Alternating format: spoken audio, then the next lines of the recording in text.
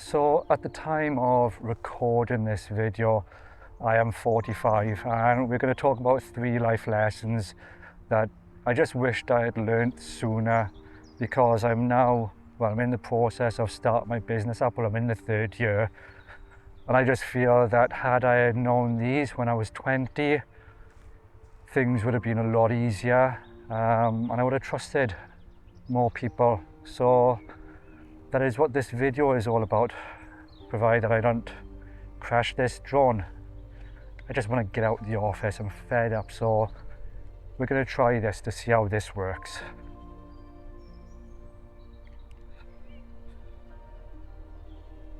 So lesson number 1, this whole thing that life is a journey is, I feel it's utter garbage in a sense, because that is not what I've experienced. If I had started this life as a journey and I've gone into the first job when I was 16, I'm not doing that job now. And what I have come to realize is that everything goes in cycles, and everything is a repeat of that cycle, and there's not much you can do about that. And I'll give you an example. So when I left school, I did absolutely crap, simply because I hated school. But what I really did love was art. So when I went to college, I wanted to go into art, but I didn't have the grades, and that was my own fault. But strangely enough, the college said, well, we do have this intermediate course for IT. Do you want to do that? And then that will give you enough credits to get into art. So I did that, and that was a new cycle. And then I learned everything that I needed to know about IT. I had to learn. I had to do all the homework. I had to do all the coursework. And that is where one part of my journey started. And I thought, well, once this is done, do I go back into art? And I didn't. I stayed in IT. And I went and I continued that career. But then it came a point then where I'd had enough of being IT. I did stay in IT, but I was just like, do you know what? I've had enough. Because I went through a mental break, and I was off work for about 6 months. And it was at that point I realized that I needed to change the business that I was doing. So I looked around, and in Cardiff there was software testing jobs. So I went into software testing, and thus a new cycle. I then had to go back through learning everything about software testing, all the challenges, re-educate myself, meet new people, work with new companies, and that was another cycle. And then we have another cycle where I've come to the age where I'm 45, and I've said to myself, I've had enough of IT. I don't want to do this no more. It's no longer fulfilling me.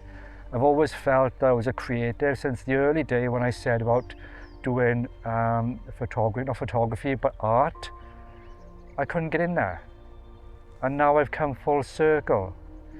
So now I've built a business from a media production company. But what was a hobby, I'm now having to learn all the things about business, all the things that I need to do to run this effectively.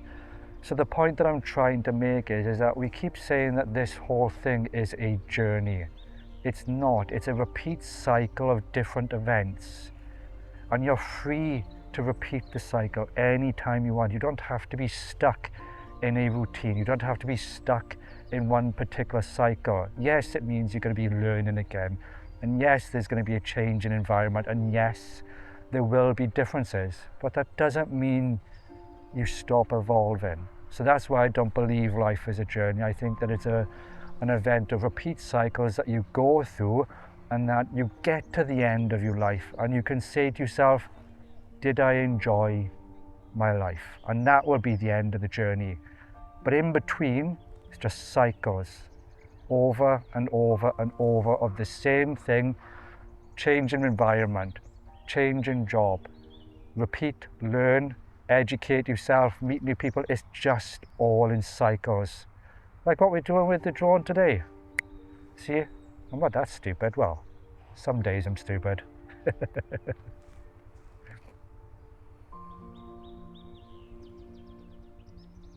Right, so this is going to be lesson 2, and this is don't listen to what people say, just watch what they do.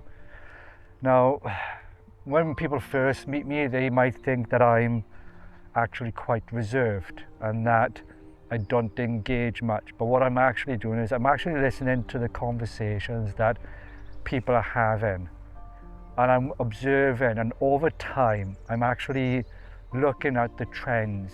Is what they're saying actually what they're doing?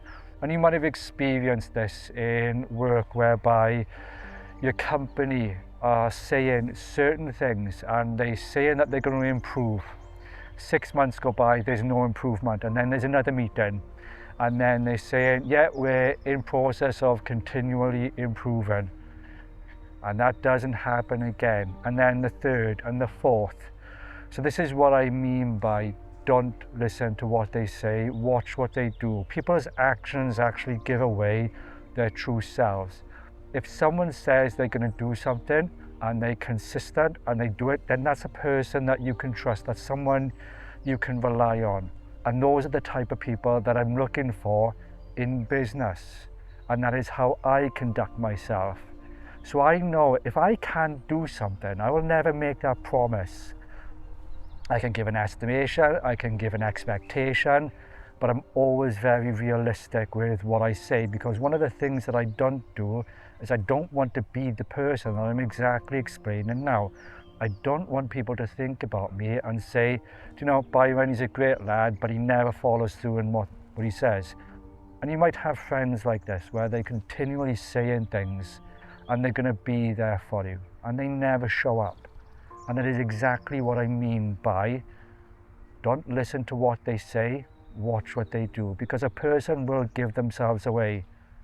And I'd wish I'd known that when I was younger, because there have been relationships where I did hold on to a lot longer than they needed to be. But over the years, I've gotten a lot wiser to it, and it's really helping in my business, because now I'm focusing on what that person is saying to me and how they're talking to me and their cadence. And I'm always thinking, right, okay, this all sounds great. Let's see what action, walk the walk, talk, and all that. But that requires patience. That doesn't mean you can't be a nice person, and it certainly doesn't mean that you have to be negative.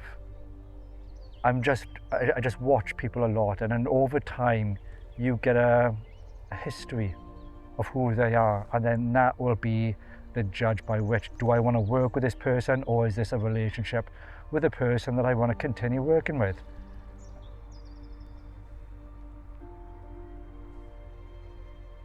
So this is lesson 3, and lesson 3 is that with every success there's always going to be some sort of failure or mishap or an issue. So you have to learn to accept the good and the bad, which is what I have to try and do all the time.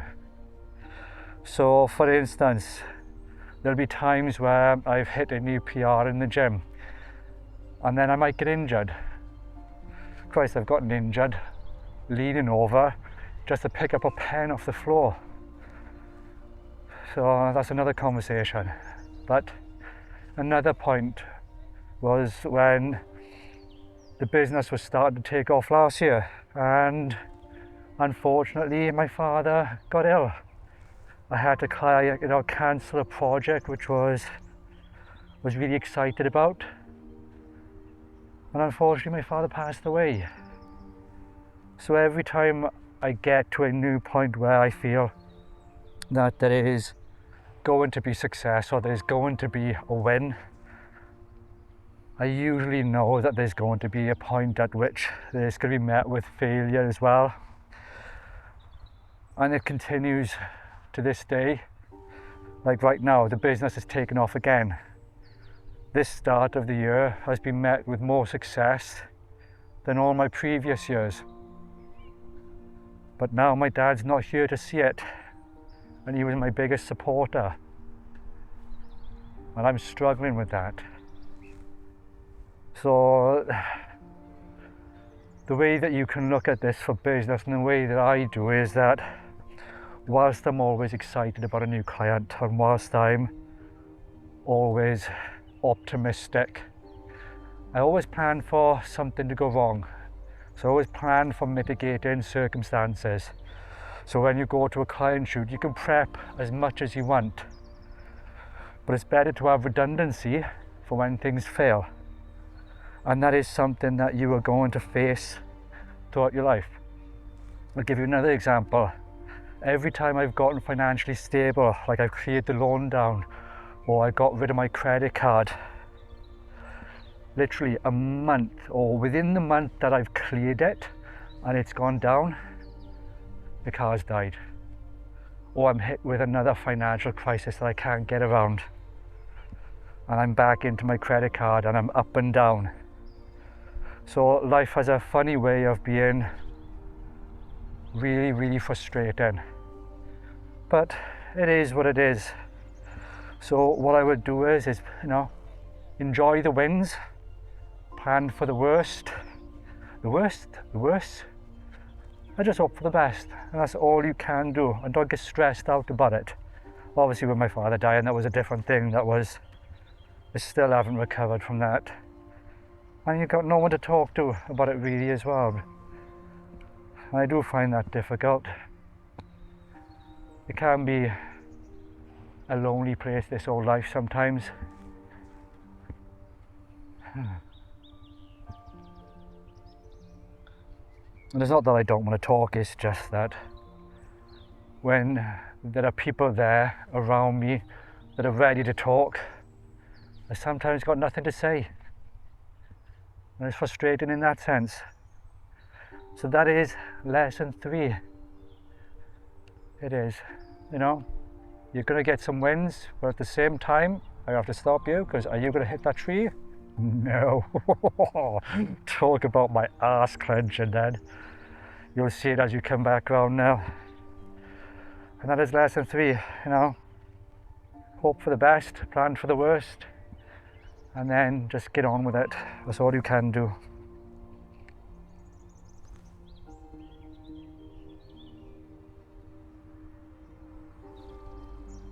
So that is it, my lovely people. I am done with this video today. I wanted to get out, get the drone out and practice a few of these tracking shots and waypoint shots.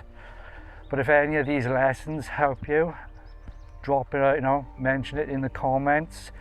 These aren't what I would say business related, but they are life related and they've helped me in business because they've made me more resilient to changes and things that are coming up. And the biggest one is putting your trust in other people. So lesson number 1, I think, is, was it lesson number 2? Lesson number 2, I think, is literally don't listen to what people say, watch what they do, because people will give themselves away pretty quickly when they don't stay true to the things that they have said. And that is it for today. I am going to get some B-roll so we can cut in and call it a day. Thank you, good night, good day, I'm starving. See you soon. Oh, like, subscribe, all that jazz. Good night.